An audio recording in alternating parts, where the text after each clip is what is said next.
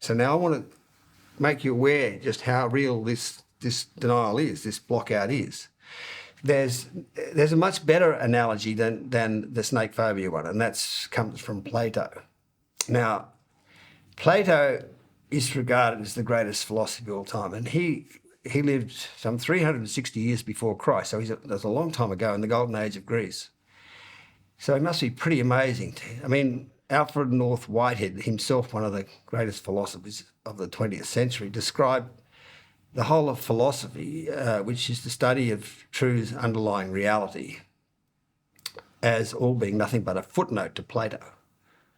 So that's an amazing statement. So Plato was that profound, effective thinker about the truths underlying all reality, is an amazing thing. So what the great question should be in our minds, I think, is, well, what the hell was that Plato write or say that was so damn profound that make everything ever since a whole lot of footnotes to everything he wrote? It's a very interesting question. Well, the most revered work of Plato is the Republic, the Dialogue of the Republic. Now, at the centre of the Republic is this analogy of humans being incarcerated in a cave. And I'm suggesting that, and I'll read you some of his quotes in a minute, that he's saying, I'm watching the whole world and I want to tell you the essential thing that's happening. Everyone's living deep underground in the cave of denial, unable to face the glaring truth of the sun outside the cave. So he's saying denial of, and the sun is the truth of our human condition, is the great issue. So he, like me, is saying the biggest issue, if you want to understand human behaviour, is that we're living deep underground in denial. That's the most profound insight about us.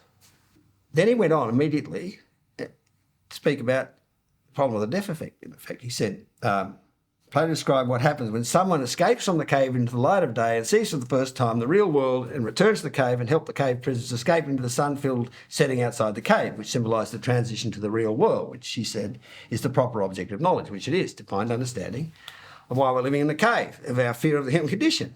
Okay?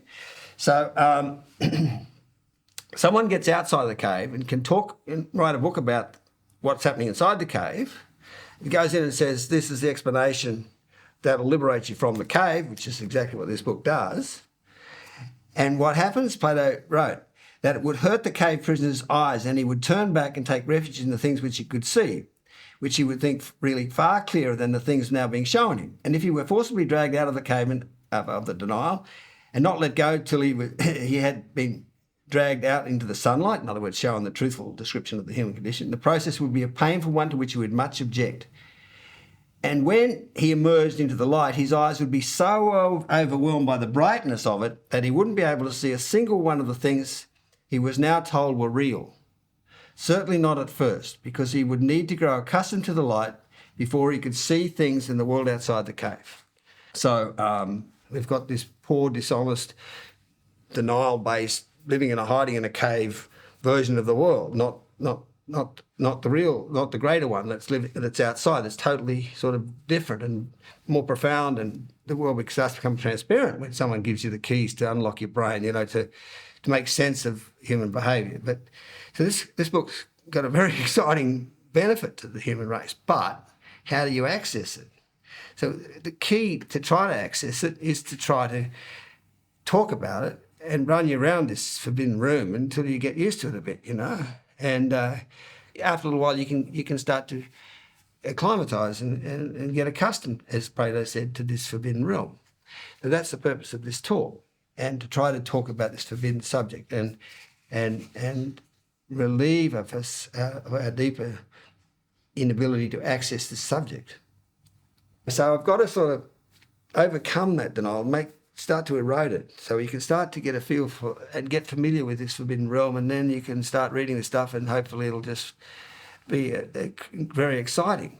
Like one of the members in the last meeting, 11 o'clock this morning, as I said, he said, "Oh, I gave it to my dad, his lawyer, and he just read one page and said, I'm not going to read that," and gave it to my wife, and she said, "I'm not reading that," and that one of them didn't even turn up and said the book was terrible and poorly constructed, and thought they always blame the, if you don't know why you can't access it, you can't help but blame the presentation. So it's too complex, too dense, too long, too poorly written. I mean, people actually send me emails and say, you know, can you send me, in real anger, can you send me an executive summary so I can understand what the hell you're trying to say here? They just can't get it at all. I mean, people are going to come to any subject with a preconceived, with their own philosophy. You don't walk around the world legless. You try to make sense of the best you can, right?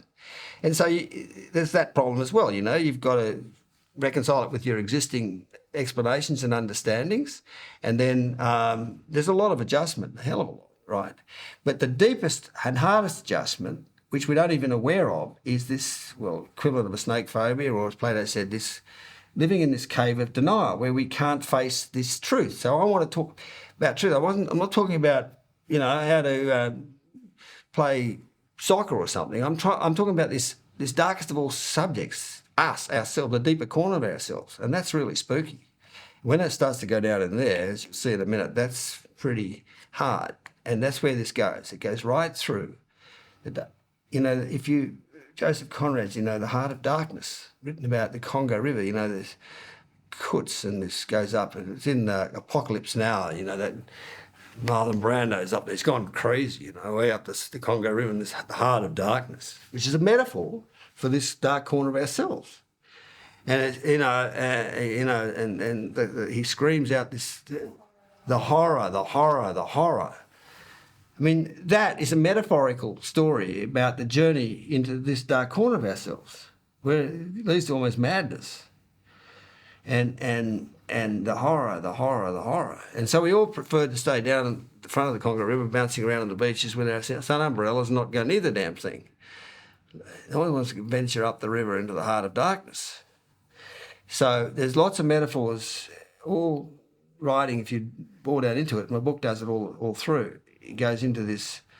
One of the people here in the previous meeting said, "Oh, I love the cartoon from Loonig where, you know, you're going into the city and you're belling along this highway into this metropolis of madness, you know, and then there's this, off to the left is truth and beauty, you know, this little lone individual on his bike pedalling off into, you know, yes, this is a huge metropolis, like out that window there, this, and it's all this state of madness and chaos and vindictiveness and nastiness and no one's trying to penetrate that and get behind it, and yet this one lone individual pedaling off left-hand lane, going into a whole different realm to try to penetrate this heart of darkness, this terrifying issue of us, and come back with some real answers. And that's what this book has done.